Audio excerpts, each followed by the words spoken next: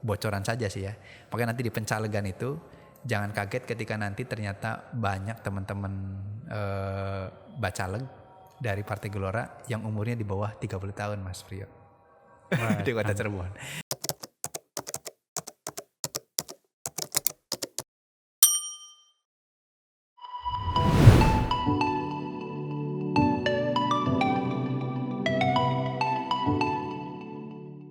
Oke, Assalamualaikum warahmatullahi wabarakatuh. Waalaikumsalam warahmatullahi. Ketemu lagi dengan saya Priyotomo di podcast Rakyat Cirebon. Kali ini kita kedatangan tamu yang istimewa. Beliau adalah Ketua DPD Partai Gelora Kota Cirebon, ya. Mas Roma Sanjaya ME. Ya. Apa kabarnya Mas? Alhamdulillah baik Mas, alhamdulillah. Kesibukannya apa nih? Sekarang kita kesibukannya masih pemenuhan struktur Mas. Apa yang belum ada? Yang belum ada itu kita di tingkat kelurahan Mas, yang belum lengkap. Dan mungkin ya karena menjelang pendaftaran pemilu ya. Jadi kita sekarang siap-siap untuk mendaftar pemilu nanti di tanggal 7 Agustus nih. Besok hari Minggu. Hari Minggu secara serentak senasional nih Mas. Nah, kalau di kelurahan mana aja yang belum ada pengurusnya? Kelurahan itu kan kalau Kota Cirebon itu kan 22 ya. Nah, 22 kelurahan.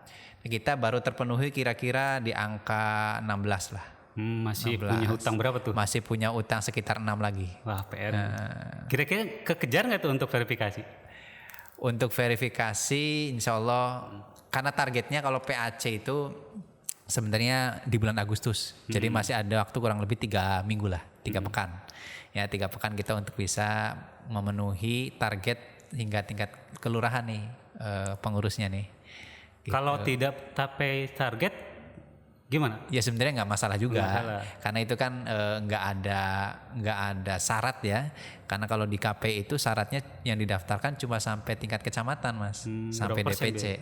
DPC 50% kalau kota kabupaten. Ya? Iya. Kalau provinsi? Kalau provinsi 5 ya berapa? Kalau provinsi memang DPD yang didaftarkan penuh 27 kota kabupaten. Jadi kita kan ini kan pendaftaran verifikasi itu kan secara nasional.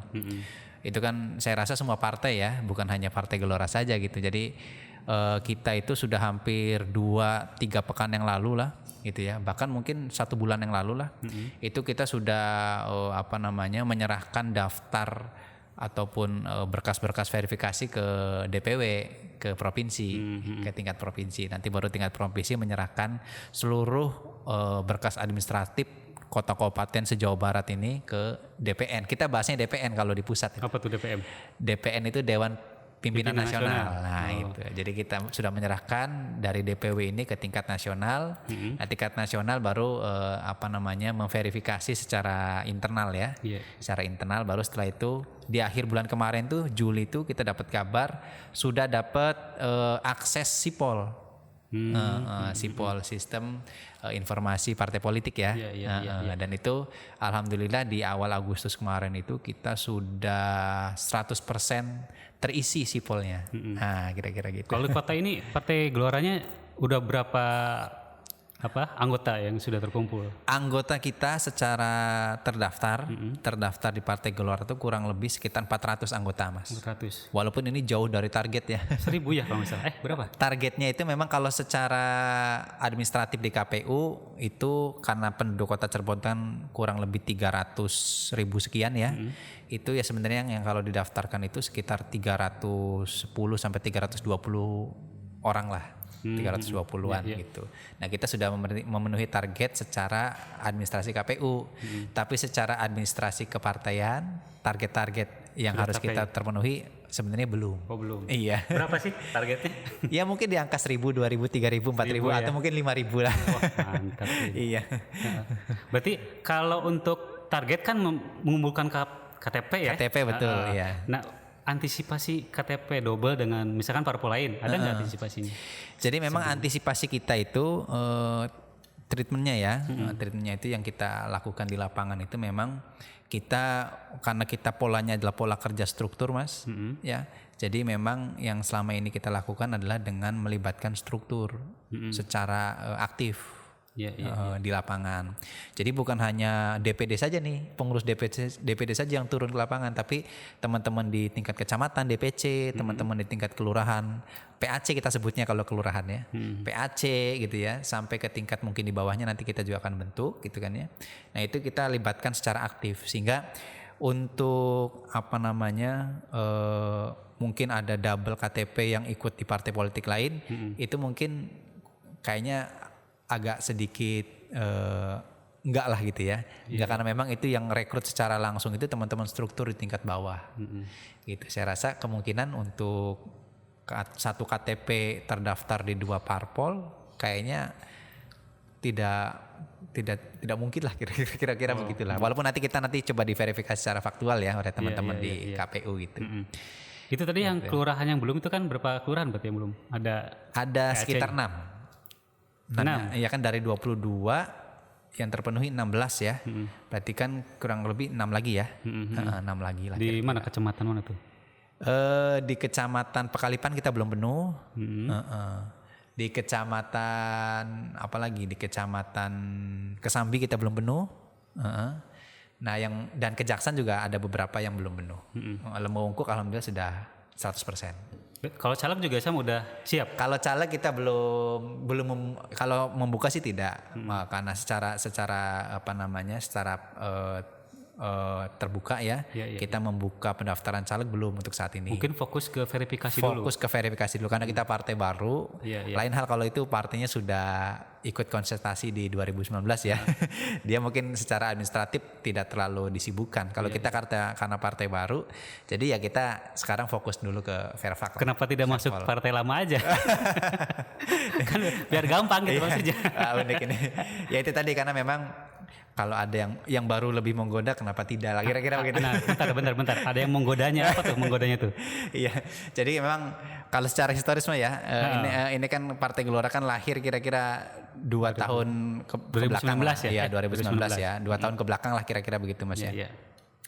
Jadi memang mungkin secara jejak digital juga teman-teman di netizen nih di media sosial ini kan mungkin tracking ini Roma Sanjaya ini dulu aktif di mana kira-kira gitu ya. Memang saya pernah aktif di salah satu parpol lah gitu ya kira-kira begitu.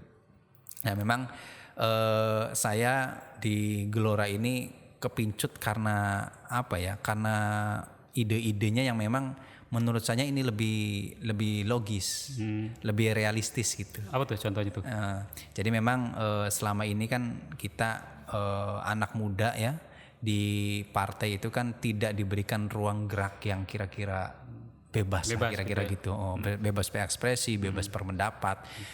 Kita punya ide, kita punya pendapat itu kan terbentur sama situasi yang memang sistemnya seperti itu kan di partai politik kan. Kita ya akui ataupun tidak lah memang seperti itu ya karena memang itu. Dan saya rasa kalau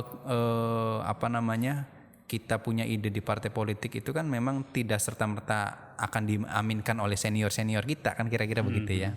Ini kan saya kan sebenarnya lahir sebagai anak muda yang dulu tukang marah-marah lah kira-kira begitu tuh Mas.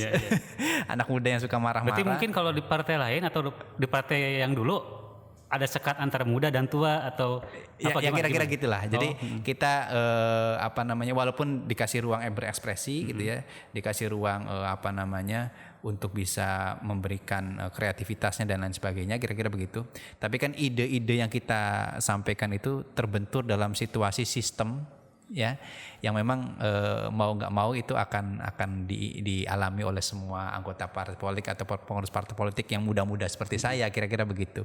Dan saya rasa ini akan dirasakan oleh teman-teman muda, teman-teman pengurus partai politik yang muda-muda gitu ya. Mau nggak mau ini ya secara jujur saya mengatakan begini karena memang saya pernah mengalami itu ya Mas ya. Jadi memang ada situasi, saya tidak menyalahkan partai politiknya, saya tidak menyalahkan orang-orang di dalamnya, tapi mungkin ada beberapa sistem di partai politik yang tidak memberikan ruang gerak terlalu bebas. Nah, kira-kira begitu. Mungkin ada penekanan gitu. Ya kalau pembatasan atau gimana? Bukan pembatasan sih. Mungkin begini, kita ini kan ketika mempunyai ide itu kan harus ada jalan untuk bisa mewujudkannya ya, merealisasikannya lah kira-kira begitu. Kayak misalkan kita punya ide untuk pembangunan kota Cirebon misalkan begitu, itu kan harus ada salurannya Mas, harus bisa jadi anggota dewan gitu kan ya, atau misalkan kalau ada kesempatan harus bisa jadi eksekutif, agar ide-ide yang kita punya itu kan bisa tersalurkan lewat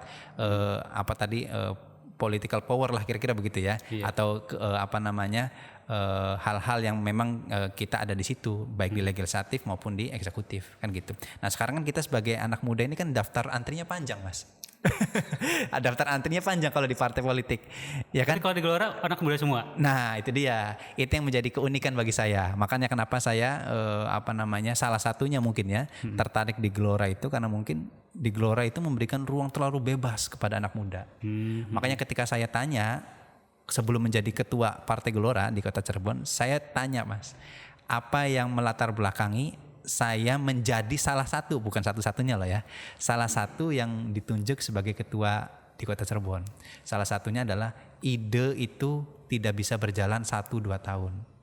Ide itu tidak bisa direalisasikan 1-2 tahun. Ide itu harus direalisasikan panjang. Karena selama ini partai politik itu hanya hanya punya impian bagaimana untuk menang, tidak punya impian bagaimana setelah menang. Nah, ini. Bukannya kalau parpol itu identik dengan kekuasaan. Nah, kira-kira begitu. Nah, itu yang akhirnya membuat saya berbeda di Partai Gelora. Nah, jadi kalau di Partai Gelora kan bukan bagaimana untuk menang, tapi bagaimana setelah menang.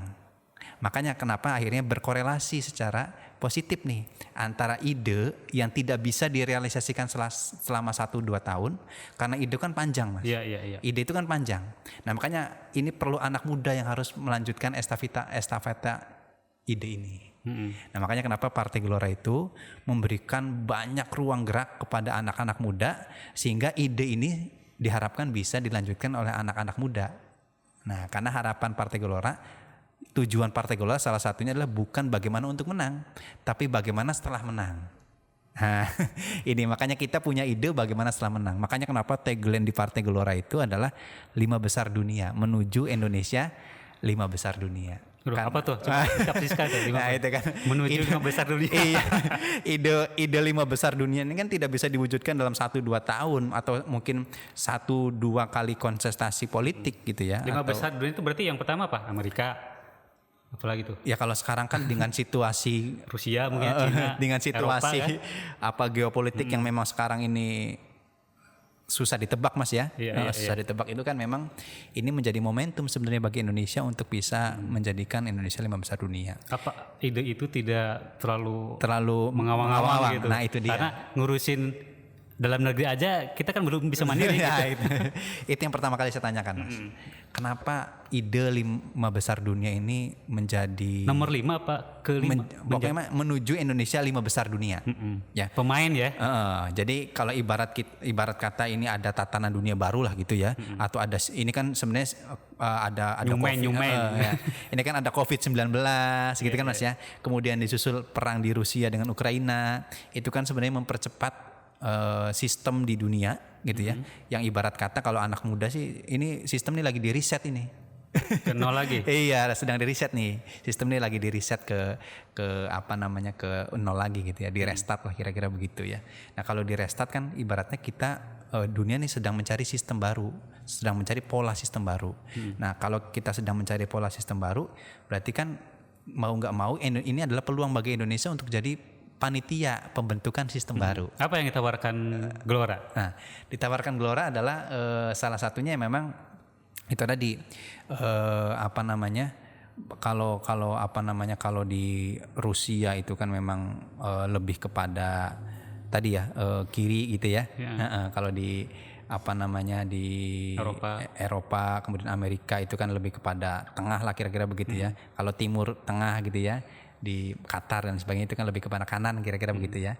Nah itu kan sebenarnya polarisasi yang lama yang saat ini memang itu kan akhirnya terbawa sampai ke Indonesia tuh Mas. Ya, kanan, tengah, kiri. Cekat berarti ya. Nah, itu kan sebenarnya sekatan-sekatan yang akhirnya menimbulkan polarisasi yang saat ini masih terjadi. Tapi kalau ditarik ke regional kita, apa sekatan-sekatan yang mungkin diterawang oleh Gelora? Nah itu tadi makanya kenapa di Gelora itu coba kita ingin menghapuskan adanya itu tadi tuh. Adanya sekatan-sekatan antara kanan, tengah, kiri itu sebenarnya sudah tidak berlaku lagi gitu loh. Itu kan sebuah Bentar. Kanan, tengah, kiri itu maksudnya apa tuh? ini mungkin belum agak bingung ya. Iya. Ya, ini kan kalau kita coba pilah gitu ya. Coba pilah ini kan kalau secara idealisme kalau kita tarik ke partai politik gitu ya. Kalau kalau kanan itu kan partai-partai Islam lah. Gitu ya. Islamisme. Pan-Islamisme gitu kan ya. Kalau tengah kan partai nasionalis lah kira-kira gitu ya. Kalau kiri kan partai-partai sosialis lah kira-kira begitu Mas ya. Nah, ini kan ide penyekatan ini kan atau sistem penyekatan ini ya, kanan, tengah, kiri itu kan sebenarnya ide-ide lama. Sistem-sistem lama yang menurut saya ini sudah tidak relevan lagi kita pakai di masa-masa saat ini. Iya. Gitu. Karena kan makanya kenapa semangat Gelora itu salah satunya adalah bagaimana mewujudkan 5 besar dunia itu dengan kolaborasi dari semua unsur, semua pihak. Semua unsur berarti semua agama, semua ras, semua kelompok, semua komunitas. Gitu. Jadi mungkin partai lainnya juga begitu tagline-nya. ya memang karena itu tadi ya kita sudah tidak relevan lagi antara kanan, tengah dan kiri itu. Sekarang coba kita buang semua polarisasi ini dengan sistem yang seperti itu gitu ya, dengan hal-hal yang seperti itu. Ya sekarang saatnya menjadi momentum kita ya untuk berkolaborasi ya dengan keadaan yang sekarang ini kan memang ini kan dunia kan sedang terseok-seok lah bahasanya gitu ya. Yang kita nggak tahu mana ujungnya gitu ya. Nah ini kan menjadi momentum bagi kita, Indonesia harus bisa menjadi panitia dunia agar bisa membuat sistem baru yang bisa diterima oleh seluruh negara di dunia. Kira-kira begitu. Terkait tadi polarisasi berarti kan Gelora fokus ke polarisasinya, menghilangkan itu. Ya kita tidak fokus kepada polarisasi kanan kiri tengah, kita fokusnya kepada bagaimana menyatukan antara kanan tengah kiri ini menjadi sebuah kekuatan baru yang akhirnya itu menjadi semangat kolaborasi buat kita agar bagaimana mewujudkan tadi Indonesia menjadi kekuatan 5 besar dunia itu. Berarti yang masalah utama Indonesia itu polarisasi, bukan yang lain. Ya saat ini yang menjadi yang jadi semakin beratnya adalah polarisasi tadi. Kan ya disadari atau tidak ya, Mas Priyo ya, disadari atau tidak. Ini kan dari 2014, kemudian pemilu berlanjut sampai ke 2019. Itu kan polarisasi sangat kerasa banget, Mas. Iya. Saya di lapangan itu betul-betul kerasa, Mas. Ya antara mohon maaf nih ya kita ngomong sini ya semoga aja nggak ada yang tersinggung ya antara cebong dan kampret kan itu masih terasa sampai saat ini Mas. Ya kan antara kadrun dan lain sebagainya itu kan masih terasa di tengah-tengah masyarakat. Saya di lapangan itu benar-benar terasa Mas. Ya wah itu orang-orang kadrun tuh itu orang-orang cebong tuh kira-kira begitu tuh. Nah jadi emang polarisasi ini saya rasa harus kita selesaikan, harus kita sudahi gitu ya. Ini saatnya bukan lagi kita saling membesarkan ego kita masing-masing kan gitu ya. Pemilu sudah selesai, bahkan sudah mau pemilu lagi nih 2024. Dan kemudian kita ditambah dengan itu tadi tuh COVID-19 yang sampai saat ini belum tahu ini ujungnya mau kemana ini COVID-19 nih. Pandemi ini dan ditambah lagi dengan sistem global yang memang saat ini seperti apa kita nggak tahu ya. Yang memang kalau sebenarnya secara tidak kita sadari ini kan kita sedang ngalamin krisis yang kita nggak kerasa gitu loh. Kita nggak kerasa sedang ngalamin krisis kan gitu ya. Ini kan takdir Gelora aja nih lahir di tengah-tengah krisis kira-kira gitu. Seperti apa kita juga nggak tahu kan ujungnya kan. Nah makanya semangat kita adalah kolaborasi Mas Priyo ya. Semangat kita adalah kolaborasi. Nah kemudian kita tinggalkan sekat-sekat polarisasi ini untuk sama-sama kita bagaimana menyelesaikan krisis ini, dan ketika krisis ini sudah bisa kita sama-sama selesaikan mungkin nanti kita akan coba menjadi apa tadi yang saya bilang itu panitia pembuatan sistem baru di dunia lah kira-kira begitu. Ini momentum bagi kita sebenarnya buat Gelora gitu. Momentum buat Gelora. Nah untuk menghilangkan polarisasi ini di internal Gelora sendiri apa yang dilakukan? Momentumnya? Nah, di internal Gelora untuk apa? Itu tadi kan masalahnya polarisasi. Iya. Nah, kan sebelum kita keluar kan dalamnya dulu kan dibenahin. Nah itu apa tuh yang udah dilakukan Gelora? Ya realnya nih ya, realnya itu ya ini kan di pengurus khususnya di Kota Cirebon nih, Mas Priyo ya. Ini kan kita kan lokal Kota Cirebon. Di Kota Cirebon itu sebelumnya hampir mayoritas itu kita pengurusnya adalah sama sekali belum orang yang belum sama sekali punya pengalaman berpartai politik. Belum pernah sama sekali. Berarti dulunya golput? Enggak. Ya walau alam. Ya maksudnya di kepengurusan partai politiknya ya. Pengurus ya. Tapi kalau untuk simpatisan mungkin iya ya. Ya, simpatisan mungkin ya, atau mungkin ikut-ikutan salah satu calon gitu ya dan lain sebagainya kira-kira mungkin ya. Tapi untuk terlibat dalam pengurus partai politik saya rasa hampir 90% itu semuanya belum pernah. Belum pernah. Nah, kemudian akhirnya kita coba pikirkan gitu ya, gimana caranya biar kita menyelesaikan setidaknya menyelesaikan polarisasi di masyarakat ini gitu ya, dalam satu wadah. Nah akhirnya coba saya rangkul beberapa teman-teman gitu ya, teman-teman nongkrong, teman-teman dulu pernah belajar bareng lah kira-kira begitu ya. Ini kamu punya ide bagus nih, kamu punya wawasan, gagasan dan lain sebagainya. Kenapa nggak disalurkan dalam satu organisasi yang bentuknya partai politik, gitu kan ya? Ini kalau ide ini disalurkan dalam satu partai politik dan kemudian ini bisa menjadi jembatan, gitu ya, untuk bisa menyalurkan ide-ide teman-teman nih. Saya rasa ini menjadi sebuah hal yang memang bagus sekali. Nah akhirnya makanya kenapa di Partai Gelora itu pengurusnya beragam. Ada yang mohon maaf nih Mas ya, ada yang pernah jadi simpatisan PDIP, ada yang pernah jadi simpatisan Golkar, ada yang pernah jadi simpatisan PKS, ada yang ya macam-macam lah kira-kira begitu. Simpatisan lah ya. Simpatisan loh ya, bukan pengurus. Jadi akhirnya di situ saya berpikir, oh ternyata teman-teman itu kalau dikumpulkan dalam satu wadah ya, dalam satu tempat gitu ya, ternyata asik juga diskusinya gitu loh. Asik juga diskusinya. Dan situ kita akhirnya tidak terlihat polarisasinya.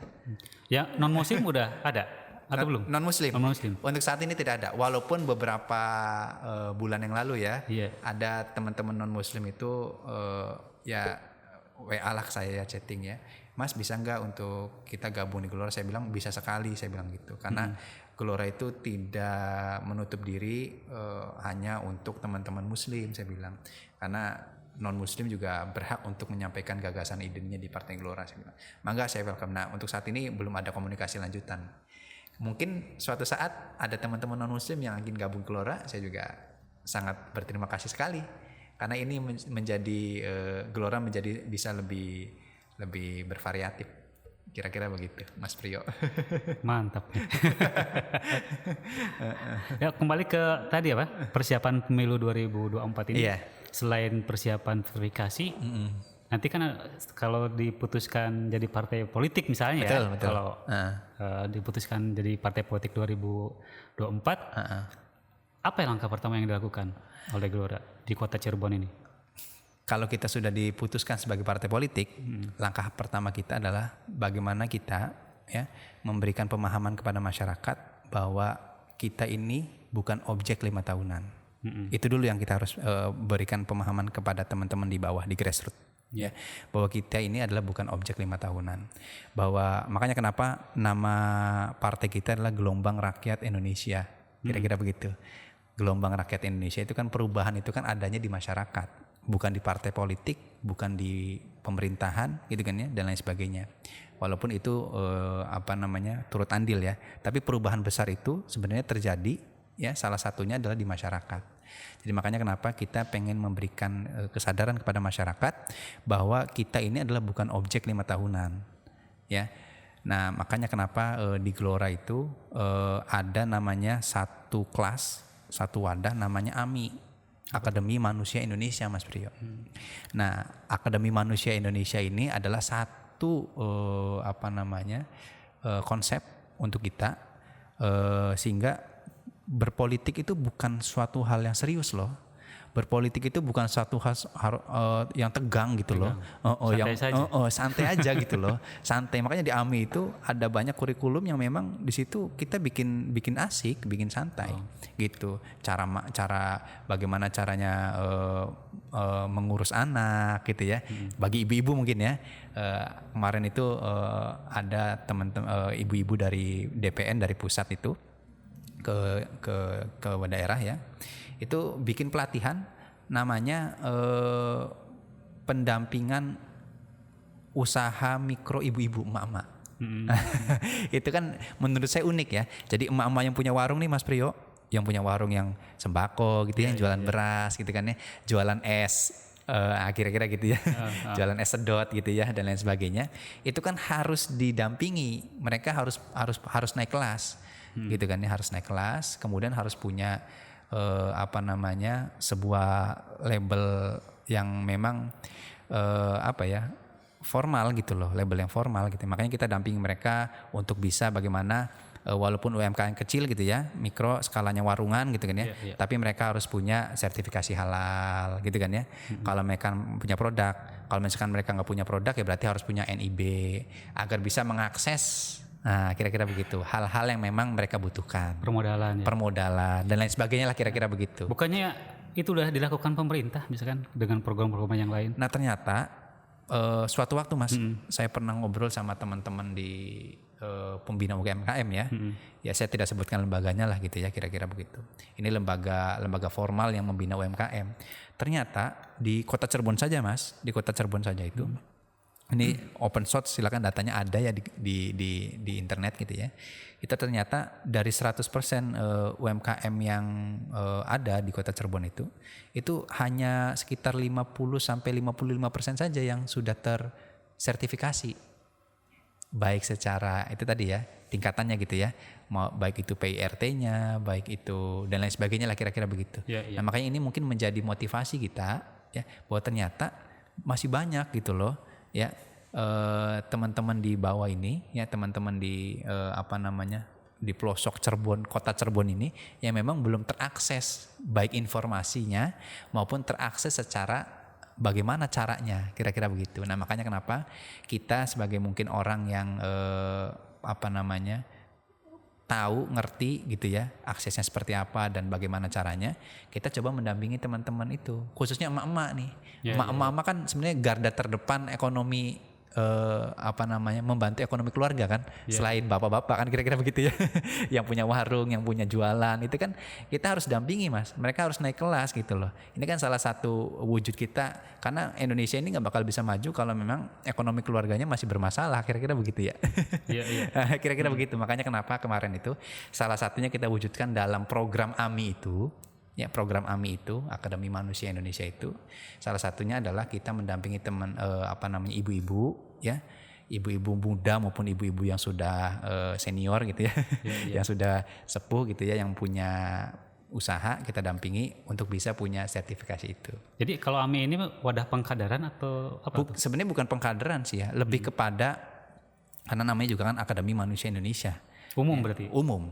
Jadi bukan pengurus juga boleh, bukan anggota juga sebenarnya boleh, sebenarnya juga boleh.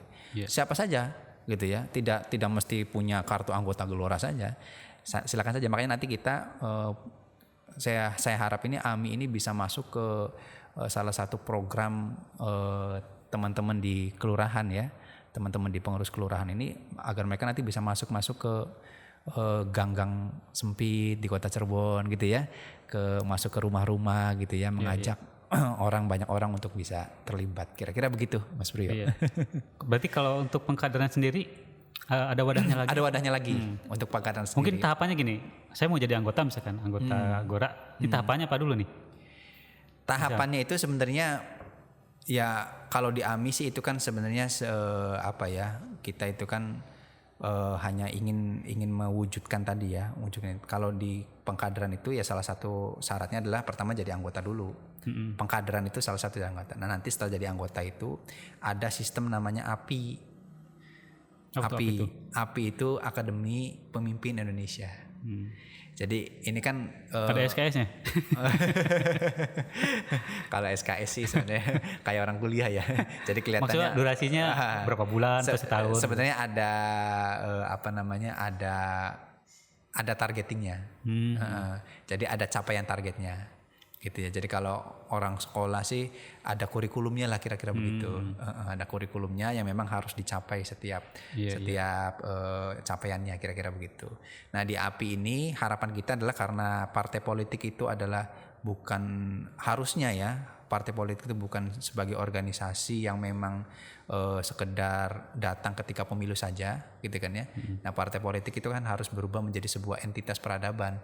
Dia harus melahirkan pemimpin-pemimpin berkelanjutan gitu kan. Nah, makanya kenapa di Gelora itu dibuat namanya API itu tadi, Akademi Pemimpinan Indonesia tadi, karena untuk bisa menjadi legislatif, untuk bisa menjadi eksekutif itu kan harus punya basic yang kuat, harus punya pondasi yang kuat, sehingga ketika mereka sudah jadi legislatif maupun eksekutif itu tidak lagi sembarangan lah kira-kira begitu.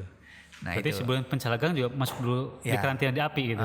Makanya kenapa di Gelora itu kalau pengen pencalegan itu harus ada bukti bahwa dia sudah ikut API gitu ya. Gitu. Di pengurus juga sama begitu? Pengurus juga sama. Gitu. Gitu Mas Priyo kira-kira. Kalau di Gelora. Kira-kira kalau masalah di Kota Cirebon itu menurut Gelora apa tuh paling utama selain tadi polarisasi? Apakah ada nggak di Kota Cirebon juga fokus ke polarisasi nggak? Ya kalau sebenarnya kalau kita sering terjun ke lapangan itu kan memang polarisasi kan sangat kental ya, sangat kental. Ini saya ya ini kan obrolan warung kopi ya. Ya saya kan orang yang sebenarnya suka nongkrong juga gitu tuh, maksudnya suka nongkrong di beberapa warung-warung kopi, teman-teman masuk ke gang lah kira-kira begitu. Memang saat ini itu banyak ketidakpuasan, ya mungkin nanti teman-teman di akademis mungkin bisa meneliti gitu ya, melakukan riset gitu ya secara berkelanjutan. Ketidakpuasan ke pemerintah atau ke partai politik? Ketidakpuasan dan kejenuhan terhadap situasi politik. Ditambah sekarang dengan kondisi yang tidak punya harapan mereka. Jadi mereka nih sebenarnya saya ini ke depannya mau jadi apa? Apalagi orang-orang yang seumuran saya nih Mas Priyo. Berapa tahun nih Mas Roma? Yang kira-kira umurnya antara 20, 30 sampai 40 tahun nih. Mas Roma berapa tahun? Saya di atas ya antara 30 sampai 40 tahun. Masih muda ya? Ya masih berarti muda. pengurus juga sama di atas? Kira-kira segitu. Oh gitu. Kira-kira segitu. Ini kan anak-anak muda yang seumuran saya ini kan mengalami kejenuhan sebenarnya. Mengalami kejenuhan, ini saya ke depannya mau jadi apa sebenarnya nih? Dengan situasi kondisi yang seperti ini gitu kan ya. Sekolah susah gitu ya, kira-kira begitu kan. Apalagi kemarin itu Kompas nih loh Mas ya. Saya baca koran kemudian ternyata Kompas merilis biaya pendidikan yang mahal gitu kan ya. Orang yang mohon maaf yang mungkin secara kadar ekonomi menengah ke bawah tidak bisa mengakses pendidikan secara tinggi di perguruan tinggi. Ini kan masa yang serius sebenarnya. Ini bagaimana Indonesia bisa menjadi panitia penciptaan sistem baru. Jadi kalau Gelora menang sekolah gratis gitu. Ya kira-kira begitulah. Sebenarnya itu kan ide-ide politik sudah lama lah, sekolah gratis gitu kan ya. Bantuan ekonomi lah kira-kira begitu ya. Itu kan sebenarnya hal-hal yang memang sudah lama dipakai ya oleh teman-teman di partai politik lain kan kira-kira begitu. Nah, yang kita ingin bangun itu bagaimana penyadaran itu, Mas Priyo, penyadaran bahwa kita ini semua ini adalah bukan objek 5 tahunan. Kita harus terlibat secara langsung. Kita harus melek politik, kita harus melek informasi, kita juga harus terlibat secara langsung di politik, gitu loh. Jadi yang itu yang memang harus kita sadarkan, sehingga partai politik itu bukan hadir ketika 5 tahunan saja datangnya, tapi dia harus sepanjang tahun, sepanjang waktu untuk bisa hadir tengah-tengah masyarakat yang mereka bukan hadir untuk tadi ya, untuk memberikan janji-janji 5 tahun ke depan, tapi ya kenyataannya ya walau alam lah ya. Kira-kira begitulah Mas Rio. Nah, ketika mereka bilang sudah kejenuhan, ini kan mungkin efeknya ke apa? Golput atau dia antipati ke partai politik. Nah, kira-kira begitu. Antipati, udahlah, ngapain saya ngikutin pemilu lagi gitu. Nah, kira-kira gitu. Itu makanya tadi nyambung tuh ke ini kan generasi-generasi seumuran saya nih Mas Priyo. Ini kan di tahun 2030 sampai tahun 2040 nih akan mengalami situasi yang melonjak nih. Seumuran saya nih. Ya kan Mas Priyo ya? Ya kita sebutnya bonus demografi lah. Ya. Ini kan bahasa sudah kerennya lah. Bahasa kerennya gitu ya. Bahasa kerennya kan bonus demografi nih Mas Priyo. Nah, ini kan di tahun 2030 sampai tahun 2040 nah kita akan mengalami itu ini. Lonjakan lonjakan penduduk yang usia muda yang umurnya seumuran saya nih 30-40 tahun gitu ya. Ini kan kalau tidak dimanfaatkan dengan baik nih mungkin bisa menjadi bukan lagi bonus tapi mungkin bisa jadi petaka gitu ya. Bumerang ya. Iya, beban baru kan mungkin ya. Beban baru bagi negara kan gitu ya. Bagi negara. Jadi memang makanya kenapa saya selalu di tongkrongan gitu ya. Ini selalu ya ibaratnya dengan bahasa warung kopi gitu ya. Selalu memberikan harapan, mengajak teman-teman. Jadi ini kita bukan target politik. Kita ini bukan objek politik. Jadi kalau kita punya ide gagasan, baiknya bukan ditumpahkan dalam situasi yang marah-marah. Karena saya juga sadar bahwa dulu saya adalah anak muda yang marah-marah, yang akhirnya ide dan gagasan saya ini tidak tersalurkan gitu loh. Jadi kalau mau tersalurkan, ya ide dan gagasannya masuk ke sistem. Ya. Nah, salah satu masuk ke sistem secara konstitusi kan di Indonesia hanya partai politik. Iya. Iya nggak Mas Rio? Nggak mungkin kan kita nggak masuk partai politik secara konstitusi. Kalau kita nggak masuk partai politik, kita merubah sistem nggak bisa. Berarti kan nanti kan berbenturan sama konstitusi. Nah makanya ide dan gagasan teman-teman ini, khususnya yang seumuran saya nih, yang antara 30-40 tahun yang nanti tahun 2030 sampai tahun 2040 itu akan mengalami situasi yang melonjak, itu harus masuk ke sistem sampai mulai dari sekarang. Mau nggak mau, gitu. Apa yang disiapin Gelora untuk apa? Mengantisipasi bonus demografi ini? Antisipasinya, ya antisipasinya adalah salah satunya yaitu tadi bahwa saya memberikan ruang yang seluas-luasnya bagi teman-teman untuk bisa masuk, gitu. Makanya kenapa nanti mungkin ya sebenarnya ini bocoran saja sih ya. Makanya nanti di pencalegan itu jangan kaget ketika nanti ternyata banyak teman-teman bacaleg dari Partai Gelora yang umurnya di bawah 30 tahun Mas Priyo. Di Kota Cirebon. Jadi jangan kaget, walaupun secara pengalaman, secara skill, pengalaman ya, dia belum lihai gitu ya, belum pengalaman, karena jangan boro-boro nyaleg, boro-boro jadi calon, jadi pengurus partai politik aja belum pernah. Yeah. Nah, tapi ini mungkin punya skill ya. Ini makanya saya pengen merubah persepsi itu, bahwa orang yang belum pernah jadi pengurus partai politik, apalagi jadi calon, itu mungkin suatu saat bisa. Iya. Kan?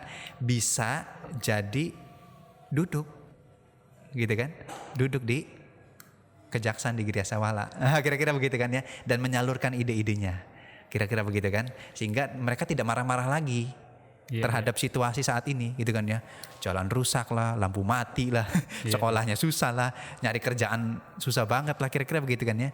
Nah itu, makanya kenapa kita memberikan ruang gerak yang seluas-luasnya kepada orang-orang yang seumuran saya nih, ya 20, 30, 40 tahun nih, untuk terlibat langsung dalam partai politik dan untuk terlibat langsung merubah sistem dengan ide dan gagasan masa kini. Kira-kira begitu. Oke, berapa menit nih?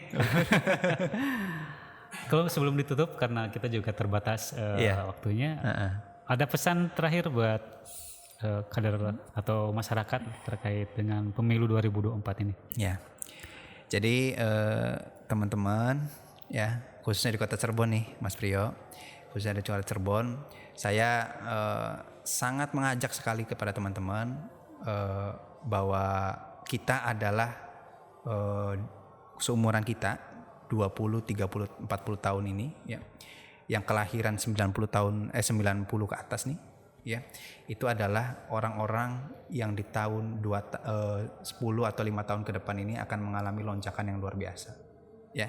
Jadi bagi teman-teman yang punya ide, punya gagasan ya, yang saat ini mungkin ada kekecewaan, yang saat ini mungkin ada kejenuhan, yang saat ini mungkin ada situasi yang mungkin harapan saya mau kemana ini, ya, ketidakpastian dan lain sebagainya, maka salurkan ide teman-teman, salurkan gagasan teman-teman dengan cara masuk ke dalam sistem.